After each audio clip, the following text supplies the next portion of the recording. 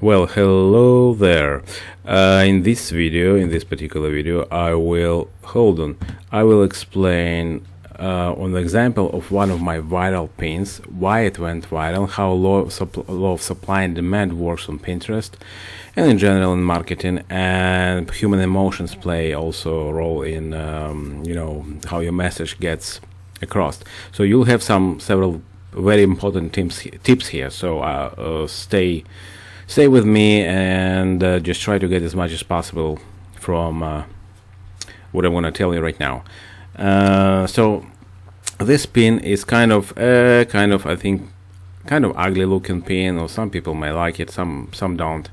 I posted it on, what was it, April or May 2020, right at the spike of global pandemic, COVID-19 pandemic scare and panic, right? It was global panic, and there was very little information on the topic because global media suddenly turned on complete censorship. All independent information was wiped out. I'm not going to go into that area, but that area is for specialists to investigate. Okay, it should be investigated. This wasn't normal. I have my strong opinion on this. I was so I'm not going to talk about that. But there was very little information anywhere, and people and the media obviously was pushing certain narrative. Things were flying off the shelves in stores and supermarkets. Toilet paper, food, everything, sanitizers was just flying off the shelves. People were buying a lot, huge numbers for the next 1 year, 2 years, 3 years, because nobody knew what's going to happen. It was global panic, global scare, and media was pushing articles about how global food supply chain is gonna break apart, and we're all gonna go hungry and die, and stuff like that. So, media, it's a totally another story. I stopped listening to media about 10 years ago. But anyway, I decided as experiment to post few of these pins. I wrote an article, decent article, about long life foods, with long shelf life foods, which can last for a long time, based on my own experience as a student and what I cook myself. Foods that can last for a long time, and you can see it here. It's very specific message. For very specific purpose. COVID-19 protection, big bold letters, and vital essentials, just change of color a little bit. It's green to dissolve the red color, basically. If quarantine happens, long life food for emergencies. So basically, and a nice picture on some tasty food in the background. Actually, I look at it, I like the food itself. I think it's pancake. So I did this pin real quick, and it's not very pretty, but the message is extremely clear. And what happened is I posted 5 pins like this, well, similar to this, but this is the most successful of them. And next day I got 100 clicks, and by the way, I didn't use actual website, I used Blogspot, because it's experiment, so I use Blogspot, free website for bloggers. I don't recommend using it, but I use it as in case I need to experiment a little bit with traffic. And I posted article there, and I posted 5 pins. This pin is one of them, and I put links to that article on Blogspot. So the next day I'm getting 100 clicks, which is highly unusual number. I like, okay. Day after that I'm getting 200 clicks. I like, wow. And then I'm getting 400 clicks, and eventually in about 6-7 days, on the 6th day I think, pretty soon, I got over 1,000 clicks per day. And that's not views, ladies and gentlemen, that's clicks to my site and to my article, and people were actually reading it. That's 1,000 clicks per day. I was so happy. I was like, oh my god, I found a gold niche. Golden niche? I don't know. Gold mine. And I was so happy Next day I woke up and all my traffic is 0. What happened is some censorship moron who was doing censorship, global censorship, censoring information like they do in communist countries, probably complained about my pin or my article. And what happened is people who were clicking on pins, and I tried that, couldn't reach my articles. I think my articles went down, something like that, on a blogspot. So I don't know exactly what happened. Was it on blogspot side or on Pinterest side? But anyway, I lost all my traffic. But here's what it is.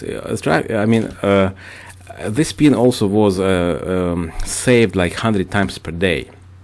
So it still gets more than 5,000 impressions every month, still gets about 16 saves every month, still gets over 200 clicks, link clicks every month. Okay, because it already went viral. People are not scared anymore.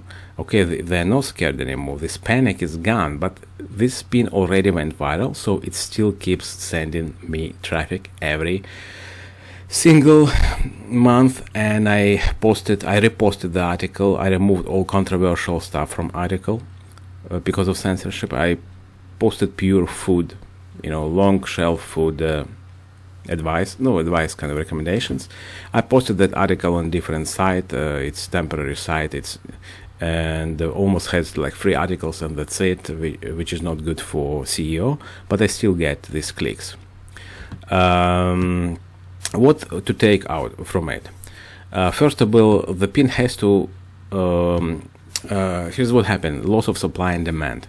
So there was sudden spike in demand for this information because people got scared, but there was very little supply, very little information. First of all, no independent information almost whatsoever, because it was taken down immediately from anyone, by Pinterest, by Facebook, but anyone else, everybody else. And so there was little supply and very high demand, spike in demand for this kind of information, because people were scared. They didn't know how to prepare for quarantine, right? And I provided a very specific message, very specific solution for a very specific pressing problem: how to make sure that my family doesn't run out of food for the next 3 months. All right, it hits home. If you learned about management theory, Maslow hierarchy, right? Maslow hierarchy of emotions. The strongest emotions are, I think, fear and hunger. And here I hit it both on the nails. Here there was fear of going hungry. Okay, so fear is very strong emotion, and people click to my article on this pin to see my article, and fear of hunger. So if you find something like that, some kind of pressing problem which is important for people, which fear and hunger, or some other strong emotion, people will click on it. All right, but you have to also watch for competition. If competition is very high, your pin is going to be lost in the ocean of other pins. For example, your message in any other marketing, YouTube video, Google article. So watch for competition. If competition is relatively low but demand is high, for example, you're a specialist in something that other people are not, then you most likely will succeed in your marketing, because you will give the message across. You'll get your message across. So basically that's what I wanted to tell. And this is, the description is horrible. Pin is not really very pretty, but it clearly gives a message, and people can see what is it about. Now, the problem with this topic, for example, this pin, is that this is a short-lived topic, essentially. While some people, are interested in this, I would say that majority of people are not interested in preparation. They don't learn from their mistakes. They just don't. Okay, their fear is short-lived. You can be afraid only for so much, and people usually don't prepare for emergencies. They rely on government, on chance, on God, or somebody else. So I don't get as many clicks right now. But some prep, like emergency prep websites, make millions of dollars every month. Some.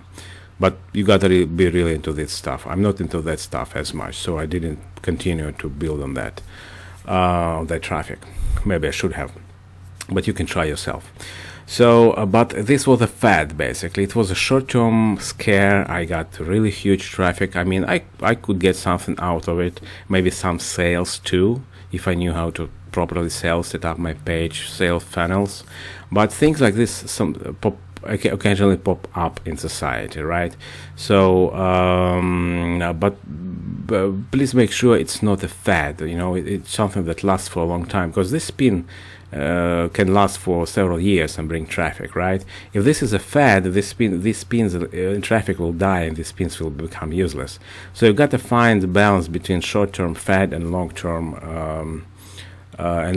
topic niche, which will be bringing you traffic, so you would spend your energy properly on something that can bring you traffic for long term. All right, so I hope you got something from this information, some information from this video about how things work, supply and demand, people's panic, people's emotions. They play a role in marketing too, so you can appeal to those emotions. It could be fear, could be pity, could be, I know, love, sex, hunger, beauty, anything. So I mean, yeah, marketing is actually a science and an art. People study marketing for marketing and advertising, and they have to study a lot of things from mostly of human emotions. It's a social study, and how things visually are appealing, how to get message across. So if you do your blog, if you're a blogger or you're a business or you want to do marketing, some people just get it right away, right? Some people just understand how to appeal to other people to sell. Some people don't. You may have to learn it. All right, I think this is it. Video is long enough. Thank you very much for information. You can see there are some other articles like that. I don't remember these articles. Some other pins. I don't remember these pins before. I think these are newer pins. So you can see that now there are more and more pins on this topic, but still many of them are not actually very nice. Some of them are really nice, some are not. Anyway, good luck to you.